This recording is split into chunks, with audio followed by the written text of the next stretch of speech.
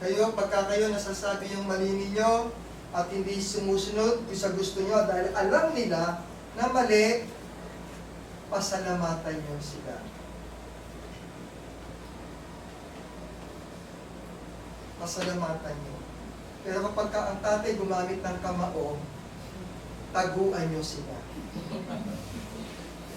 Okay?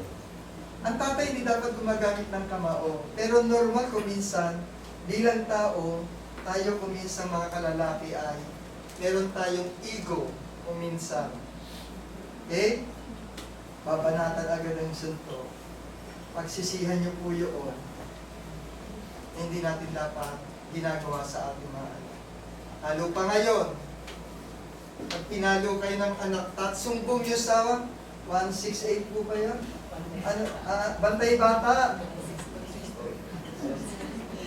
Ay, naku, mali po. Sa, ano po ha, sa UK, sa US, hindi ka pwedeng mamalo ng bata. Pwede kang kunin ang mga anak mo at ilalayo sa iyo. Bawal na bawal po saktan. Kaya kung kayo ay typical na Pilipinong father o mother, o kayong titira sa UK o sa US, hindi niyo po pwedeng pagalutan. Magsasalita lang ang bata, hindi niyo po pwede pong pwede kayo isumbong sa, kumbaga, sa DSW nila doon. Pwede po kayong hulihin, pwede po nila kayong kunin ang mga anak niyo. Kaya kung mas maganda, palakihin niyo muna dito yung mga anak niyo, pagsawain niyo sa palo dito, para pagdating sa UK, makapal na po ang mga puwet nila. Ganun po, totoo po yung sinasabi ko, bawal na bawal saktan ang bata sa ibang bansa. Kaya, dito rin po hindi natin ina-advise na gumamit ng kamao ang mga ama. Ano po ang dapat sa isang magulang, sa isang lalaki ama?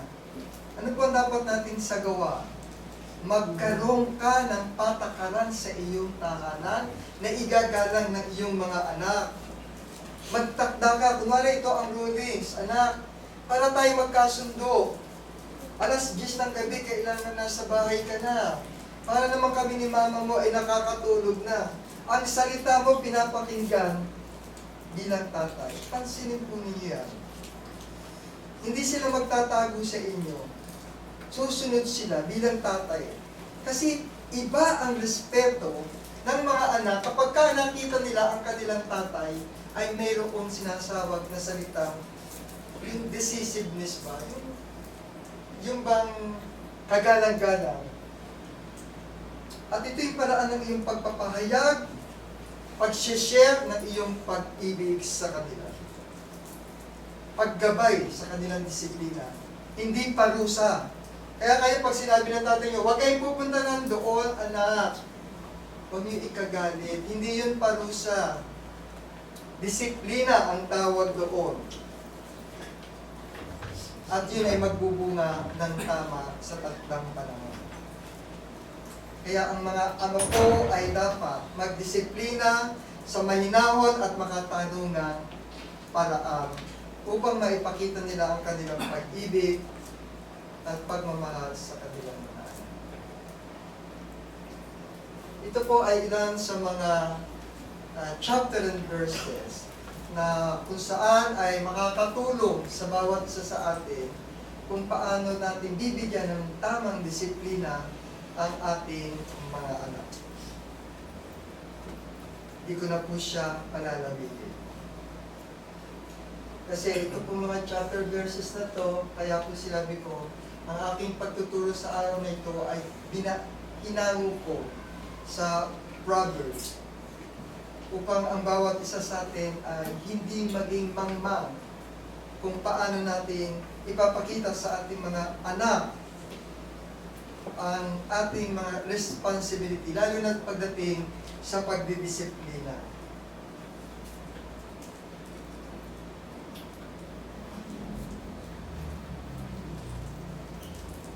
The blessing of fatherhood is a positive instruction. Binibigyan po tayo kaparaanan o ng authority ng ating Panginoon kung paano ma-direct in a positive way ang ating mga anak. Proverbs 22:6, sinasabi po, turuan mo ang bata sa daan dapat niyang lakaran at paglaki niya'y hindi niya ito lilimutin. Ano ang unang-unang tinuro sa inyo ng inyong ama at ng inyong ina? Ako, natatandaan ko po, huwag kang magsisinungaling, sabi ng nanay ko nun. Tatay ko po, may pagkasigapan ng bata. Bata siya. Sabi ng tatay ko, ang turo sa akin noon, huwag kang papaapi. Kaya pagka may nag-ano sa'yo, suntukin mo, sinuntok ka, suntukin mo rin. Di ba mali yung turo ng tatay ko? Kukontray ng nanay ko. Kapayapaan, para wala tayong problema sa buhay. Kakontrahan sila Kasi ang panahon na yon, ang tatay ko po ay hindi pa Kristiyano. Hindi pa nakakakilala sa Panginoon. Kaya hindi ko maaalis sa kanya na ang turo niya noon sa akin ay, pero nakagkat sa utak ko yun. Pero mali, habang tumatagal. So, yung turo ng nanay ko, ganito, ganito, ganito. Yun naman ang nakagkat sa akin sa ngayon. So, yung mga bagay ngayon, na bilang isang Kristiyano ka, ituro mo na yun sa yung mga mabubuting gawa. Kasi, Godly Father ka na Nakita mo na yung mali.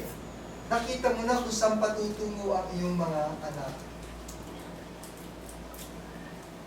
Napakasarap kapag ka ikaw na anak, at yung sila ay wala na, patay na sila, o wala na sila, pero yung kanilang sinabi sa iyo, dala-dala pa rin ng puso mo at ng isipan mo. Yung tinuro sa iyo ng iyong mga magulang, lalo na ng tatay mo. Lalo na yung mga wisdom to share, food for thoughts, tinuturo ng mga tatay ninyo, magagamit niya para kayo ay lalong tumatag sa inyong mga buhay. Hindi ko na po pakakahabain, ngunit ito lang po ay ilan ng mga nagpapakita ng chapter and verses na kung paano magkakaroon ng isang maayos o characteristic of a good earthly father. Pag po kayo ay may time, maaari nyo rin itong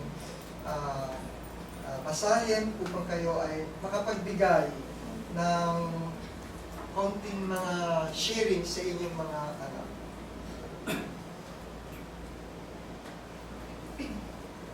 Godly fathers also receive may gantimpala po.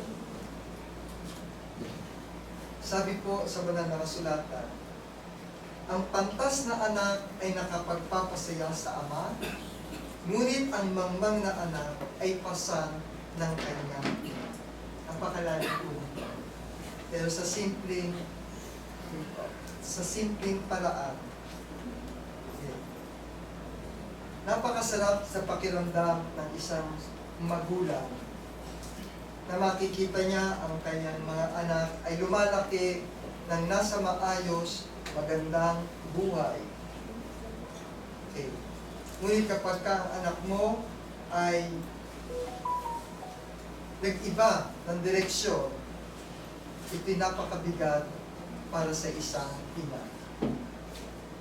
Hinahamak ng mangmang ang pagtuturo ng kanyang ama, ngunit ang nakikinig sa saway ay matalino.